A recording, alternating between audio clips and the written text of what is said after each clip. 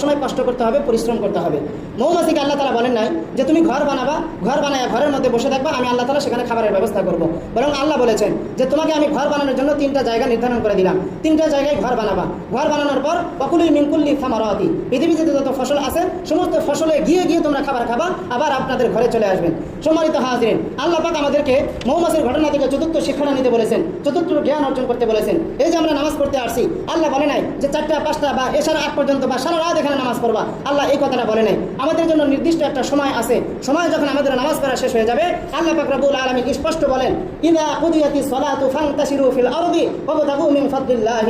হে মুসলমানেরা, তোমরা যারা জোয়ান নামাজ পড়ার জন্য মসজিদে আসছো, ফজরের নামাজের জন্য মসজিদে আসছো, জোহরের নামাজের জন্য মসজিদে আসছো, আসর মাগরিব এশা নামাজের জন্য যারা মসজিদে আসছো, ইযা কুদিয়াতিস সালাহ, যখন তোমাদের নামাজ শেষ হয়ে যাবে, ফান্তাশিরু ফিল আরদি, এই যে মৌমাছিরা যেভাবে নিজেদের খাবার সংগ্রহ করার জন্য ফল ফলাদির বাগানে চলে গেছে, তোমরাও ওরকম জমিনের মধ্যে ছড়িয়ে ছিটিয়ে যাও। কেউ হয়তো দোকানে যাবা, কেউ ব্যবসা বাণিজ্যে যাবা, কেউ কৃষি খাতে যাবা, কেউ শিক্ষা প্রতিষ্ঠানে যাবা, যে যেইভাবে রিজিক অন্বেষণ করো সেইভাবে ছড়িয়ে ছিটিয়ে পড়ো। ওয়াবতাগু মিন ফাদলিল্লাহ, আল্লাহ তাআলা তোমার জন্য যে রিজিক ব্যবস্থা করে রেখেছেন, ওই রিজিক তোমরা কষ্টের মাধ্যমে উপার্জন করো।